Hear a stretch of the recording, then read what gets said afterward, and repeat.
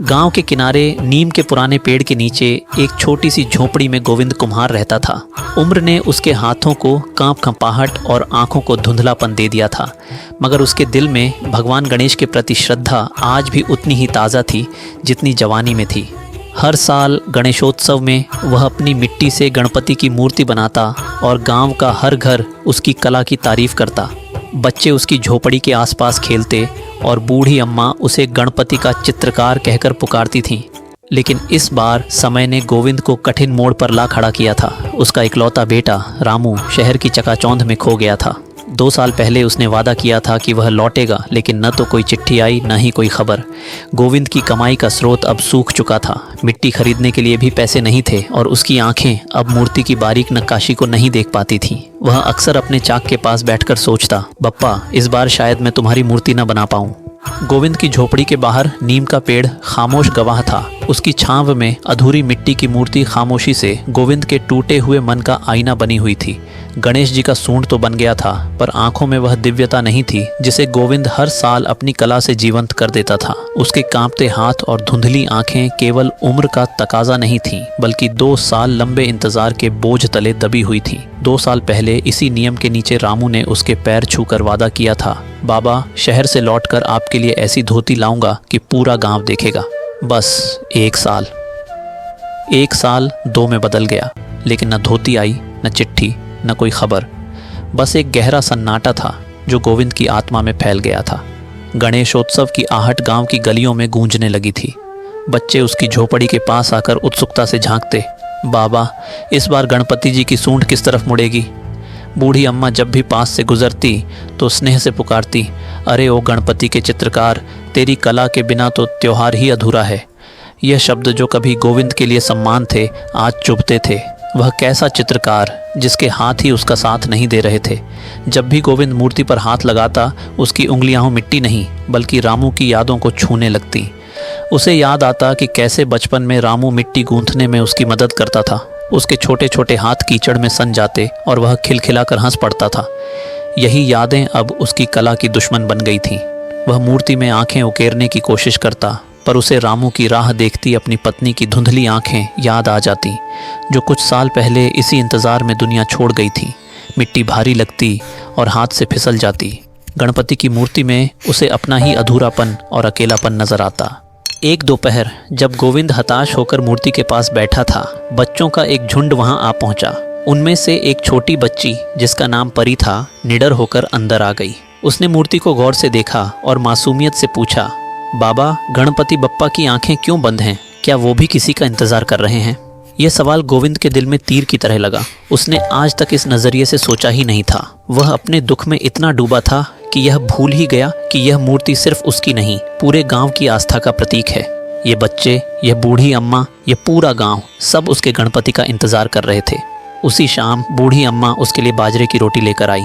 उसने गोविंद के सिर पर हाथ फेरते हुए कहा, बेटा रामू तेरी याद है, तेरा प्यार है, उसे अपनी कमजोरी मत बना, अपनी ताकत बना। सोच कि तेरा रामू भी तो यही चाहता होगा कि उसके बाबा की कला कभी रुके नहीं।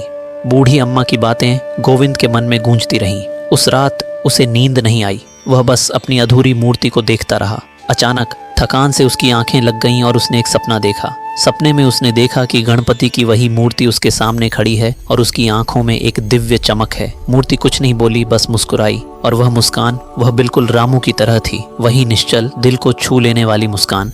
गोविंद ने देखा कि गणपति के एक हाथ में लड्डू नहीं बल्कि एक छोटी सी मिट्टी की धोती है। उसकी नींद खुल गई। झोपड़ी के बाहर भोर की पहली किरण दस्तक दे रही थी। गोविंद के अंदर का सन्नाटा टूट चुका था। आंखों में आंसू थे, पर वे दुख के नहीं, एक नई समझ और समर्पण के थे। उसे अपना जवाब मिल गया था। रामू की याद उसकी कमजोरी नहीं, उसकी सबसे बड़ी प्रेरणा थी। अगले कुछ दिन गांव वालों ने एक चमत्कार देखा। गोविंद के कांपते हाथों में जैसे कोई दिव्य शक्ति आ गई थी। उसकी छेनी और उंगलियां मिट्टी पर ऐसे नाच रही थीं मानो वे किसी और लोक की धुन पर चल रही हों।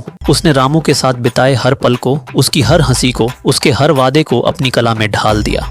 जब उसने गणपति की आंखों को अंतिम रूप दिया तो वे सिर्फ मिट्टी की आंखें नहीं थीं। उनमें एक पिता का वात्सल्य, एक भक्त की श्रद्धा और एक कलाकार का संपूर्ण समर्पण था। उन आंखों में गहराई भी थी और करुणा भी। ऐसा लग रहा था मानो गणपति जी कह रहे हों, मैं सब देख रहा हूँ, मैं सब समझता हूँ। गणेश चतुर्थी का दिन आया। गोविंद की झोपड़ी के सामने लोगों का तांता लग गया। जब मूर्ति पर से पर्दा हटा तो सबकी आंखें खुली की खुली रह गईं। यह गोविंद की अब तक की सबसे खूबसूरत रचना थी। मूर्ति के चेहरे पर एक अनोखी शांति और दिव्यता थी जो हर देखने वाले के मन को छू रही थी। बच्चों ने खुशी से जयकारे लगाए। बूढ़ी अम्मा ने गोविंद की पीठ थपथपाते हुए कहा, मैंने कहा था ना, तेरी कला में तेरा रामू बसता है।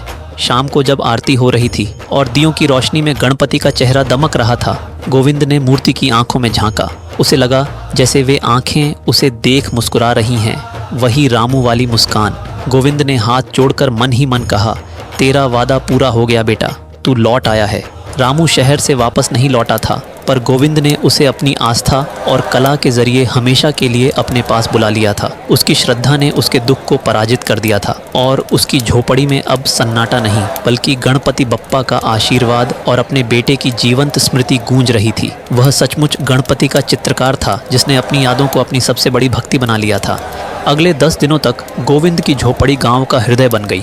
वह अब अपनी कलाकृति के पीछे छिपा एक बूढ़ा कलाकार नहीं था, बल्कि आस्था का एक जीवंत केंद्र था। सुबह शाम होने वाली आरती में उसका स्वर सबसे ऊंचा और स्थिर होता था।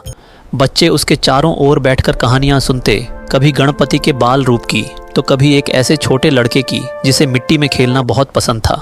वह रामू का नाम नहीं लेता था, पर हर कोई समझता था कि वह किसकी बात कर रहा है। उसने अपने दुख को एक ऐसी कहानी में बदल दिया था जो आने वाली पीढ़ियों को प्रेरित करती।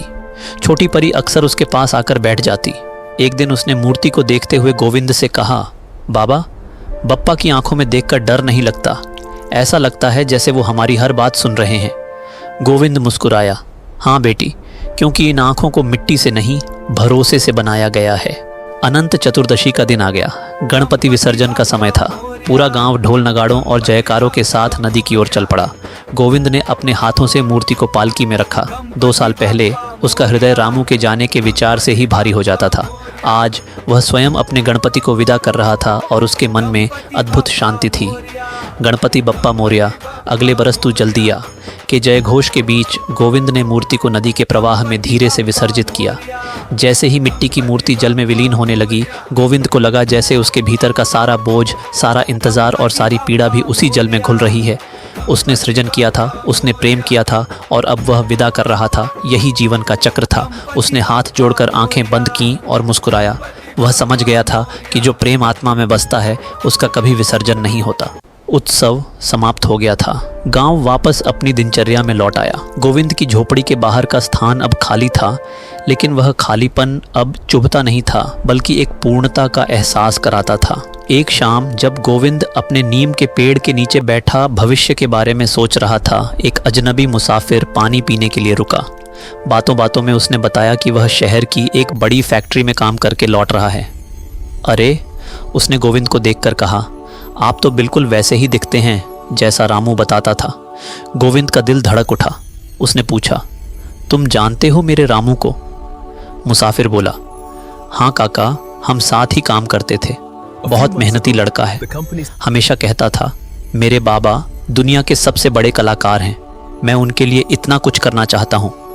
कुछ महीने पहले उसे कंपनी ने एक बड़े प्रोजेक्ट पर विदेश भेज दिया। शायद इसीलिए चिट्ठी नहीं लिख पाया होगा, पर यकीन मानिए उसकी सांसों में आपका ही नाम बसता है।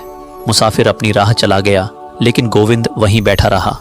उसकी आंखों से आंसू बह रहे थे, पर यह खुशी और कृतज्ञता के आंसू थे। गणपति ने उसकी प्रार्थना का जवाब दे दिया था। रामू की चिट्ठी नहीं, बल्कि उसके प्रेम का जीवंत संदेश भेजकर। उसने झोपड़ी के अंदर जाकर मिट्टी का एक नया गोला उठाया। उसके हाथ अब भी कांपते थे, पर उसकी आत्मा स्थिर थी। उसने मिट्टी को गूंथना शुरू किया। अगले बरस के गणपति की तैयारी शुरू हो चुकी थी। रामू लौटेगा जब उसे लौटना होगा। तब तक गोविंद के पास उसकी कला थी, उसकी आस्था थी और एक ऐसा प्रेम था जो अब किसी भी दूरी या समय का मोहताज नहीं था। उसकी कला और उसका जीवन दोनों ही अब परिपूर्ण थे। शुरुआत में रामू की यादें गोविंद को कमज़ोर कर रही थीं और उसके काम में बाधा डाल रही थीं, लेकिन कहानी सिखाती है कि हमें अपनी प्रियजनों की यादों से भागना नहीं चाहिए, बल्कि उन्हें अपनी ताकत बनाना चाहिए। गोविंद ने जब रामू की याद को अपनी कला का हिस्सा बनाया तो उसकी रचना जीवंत हो उठी। गोविंद के लिए मूर्ति बनाना केवल एक काम नहीं, बल्कि एक साधना थी। जब वह कष्ट में डूबा था तो उसकी कला रुक गई थी, लेकिन जब उसने अपनी भावनाओं को कला के माध्यम से व्यक्त करना शुरू किया तो यही कला उसके लिए उपचार का जरिया बन गई। कभी कभी हमें अपने दुखों से बाहर निकलने के लिए एक बाहरी सहारे की ज़रूरत होती है। कहानी में छोटी बच्ची परी की मासूमियत भरा सवाल और बूढ़ी अम्मा के अनुभवी शब्द गोविंद के लिए वही सहारा बने। ये दिखाता है कि समाज और हमारे आसपास के लोग हमें निराशा से बाहर निकालने में महत्वपूर्ण भूमिका निभा सकते हैं। कहानी का अंत विसर्जन स्वीकृति के महत्व को दर्शाता है।